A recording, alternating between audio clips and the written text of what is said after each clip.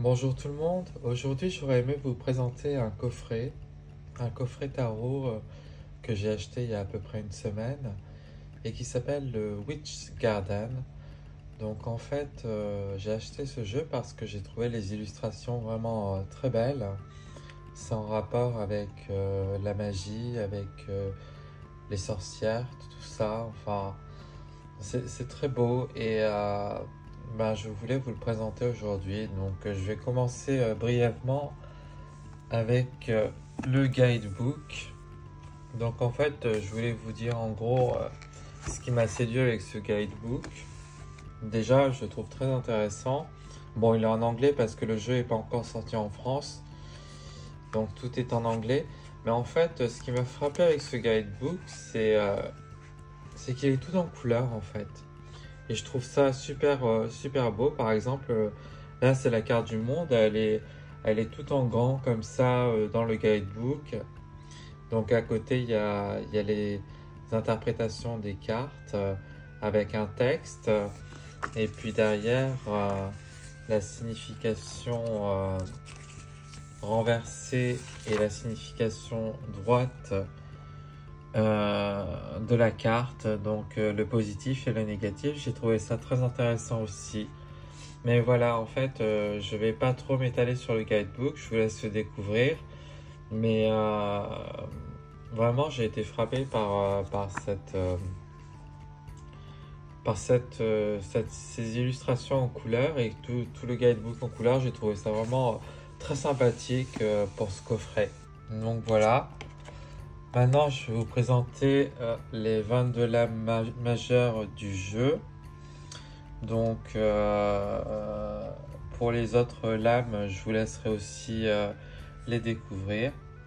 Donc on va commencer avec le fou. C'est très joli, très intéressant. On dirait un apprenti en magie ou une personne qui part à la découverte de quelque chose. C'est vraiment très joli. Donc ensuite nous avons le magicien, le battleur, qui est représenté par une femme. Donc là, on a beaucoup la notion de magie dans la carte. Je trouve ça très joli, surtout avec le décor un peu avec les fleurs, le printemps, les animaux, dans la nature. C'est très beau. Ensuite, nous avons la papesse que je trouve vraiment magnifique. Elle est tellement stoïque, tellement silencieuse. Et puis la représentation est tellement pure, tellement presque virginale, quoi. C'est vraiment, elle m'a frappé cette papesse.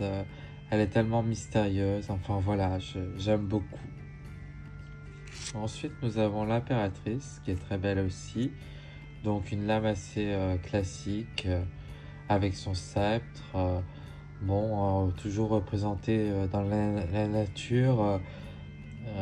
Ouais, il y a beaucoup de grâce dans cette carte, j'aime beaucoup. Ensuite, nous avons l'empereur qui est très beau. Donc, c'est vrai qu'il n'y a pas énormément non plus de figures masculines dans ce jeu. C'est surtout féminin.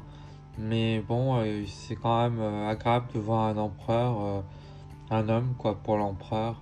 C'est pas mal. Le pape, eh ben écoutez, c'est une jolie représentation du pape, très originale. J'aime beaucoup le côté bienveillant de la carte avec les enfants, avec la personne plus âgée qui a l'air de veiller un peu sur ses enfants.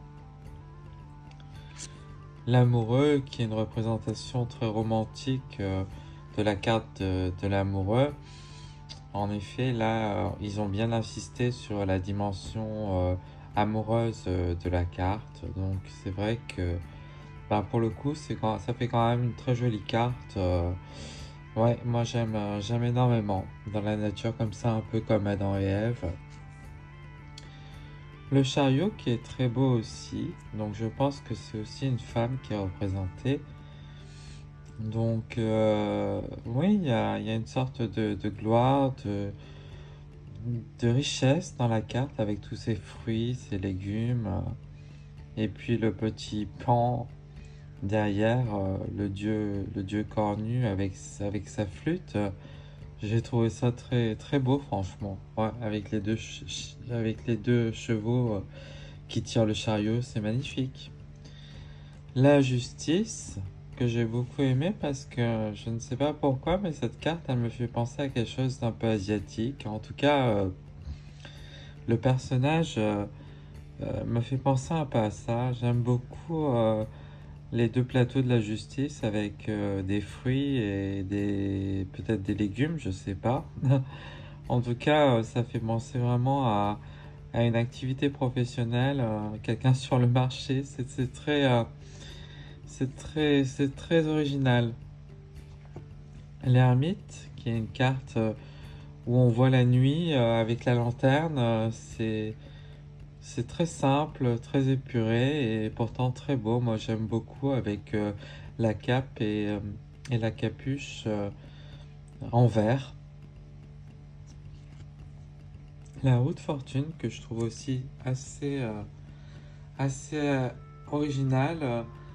Eh ben, écoutez, j'aime beaucoup cette carte et j'aime beaucoup comme elle est représentée avec ce petit cours d'eau sur la roue. Ça met un peu d'originalité dans la roue de fortune, je trouve. Très joli, très joliment dépeinte. La force, avec un ours. C'est pas un lion, c'est un ours. Mais en tout cas, c'est très joli. Toujours dans la nature. Ce serait comme prendre soin, là on dirait d'un animal, ou prendre soin plutôt de quelqu'un, parce que voilà. Mais non, je trouve cette carte très douce, très maternelle. Le pendu que j'aime particulièrement, je ne sais pas pourquoi, mais je trouve que la lame est très mystérieuse, presque mystique. Que ce soit la position avec les pieds ou le pendu avec ses yeux un peu éteints. Non, j'aime énormément. C'est vraiment très très beau, très épuré. J'aime énormément. La mort, qui est une très belle représentation de la carte 13. Et je trouve que ça fait un peu référence à Halloween. En tout cas, on est dans un paysage un peu dark, un peu Halloween, ouais.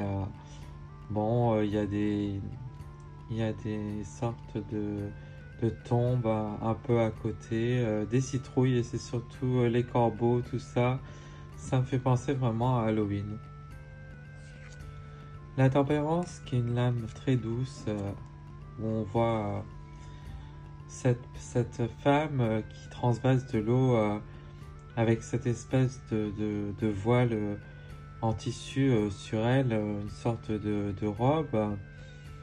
J'ai trouvé ça très pur, très doux, très rêvasque. J'ai beaucoup aimé comme c'est représenté près de l'eau, comme ça. Bon, bah, il n'y a pas les ailes, mais on sent quand même l'énergie de la tempérance. Le diable. Et ben bizarrement, c'est pas ma carte préférée du jeu parce que je la trouve très sombre dans le jeu.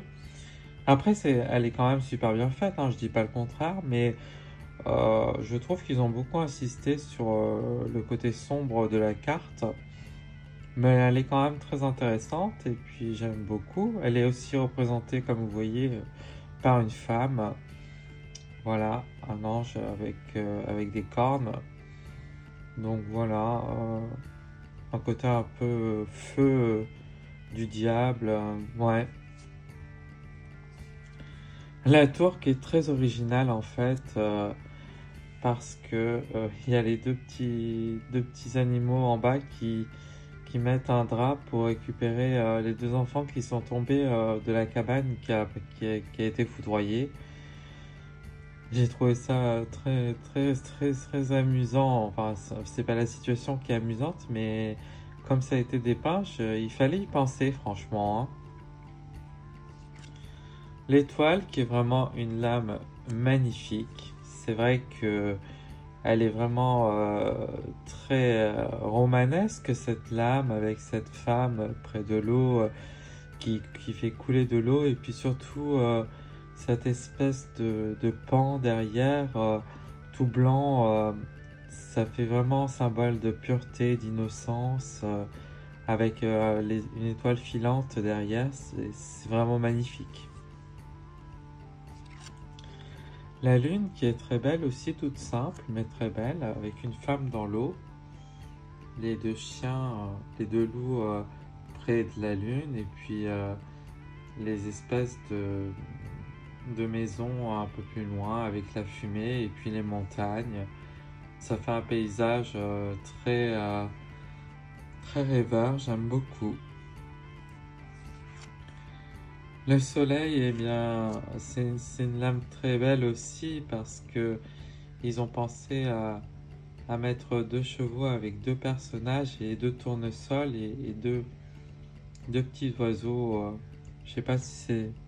Non, c'est pas des colombes, mais je trouve ça très lumineux. Il y a beaucoup de gaieté qui ressort de la carte, beaucoup de joie, beaucoup de bonheur. Je trouve que la carte est vraiment très solaire en fait et c'est toujours agréable de tomber sur ce genre de carte. Ça fait du bien. Le jugement. Alors pour le coup, on n'a pas les cercueils et les personnages qui sortent du cercueil. On voit surtout des gens qui lèvent les bras au ciel. Ben, c'est un peu comme dans la carte du jugement classique. Mais plus comme s'ils étaient libres ou comme s'ils étaient reconnaissants de quelque chose. Alors il y a toujours l'ange avec la trompette qui est là pour annoncer quelque chose ou pour dire quelque chose. En tout cas, moi je trouve que c'est une lame assez joyeuse du jugement et j'aime beaucoup, c'est original. Donc on termine avec le monde, qui est vraiment une très belle lame. Cette couronne, cette fée, cet enfant. On a toujours le petit diable, le petit pan, et le chat avec le chapeau, le chaudron. Enfin voilà, vous l'aurez deviné, ce jeu, c'est un jeu qui est très centré sur tout ce qui est magie, tout ce qui est sorcière, un peu beaucoup Wicca. En tout cas, moi j'ai beaucoup aimé ce jeu. Le monde est une très belle lame. Donc voilà, bah écoutez, je voulais vous présenter brièvement ce jeu parce que je l'avais acheté et j'ai quand même été agréablement surpris par les lames qui sont quand même très belles. En plus, la qualité des cartes est correcte, honnêtement. Bon, elles sont assez résistantes quand même, elles sont assez souples aussi. C'est un peu... il y a une espèce de grain sur la carte, ça fait un peu comme une toile, mais en plus clair, en plus brillant, mais c'est très joli. Donc voilà, bah écoutez, c'était le Witch Garden Tarot. Voilà, c'est un coffret que j'ai trouvé sur Amazon. Je vais peut-être vous mettre le lien en bas de la vidéo, comme ça, si le tarot vous intéresse, si vous voulez vous aussi l'acheter, vous aurez un lien.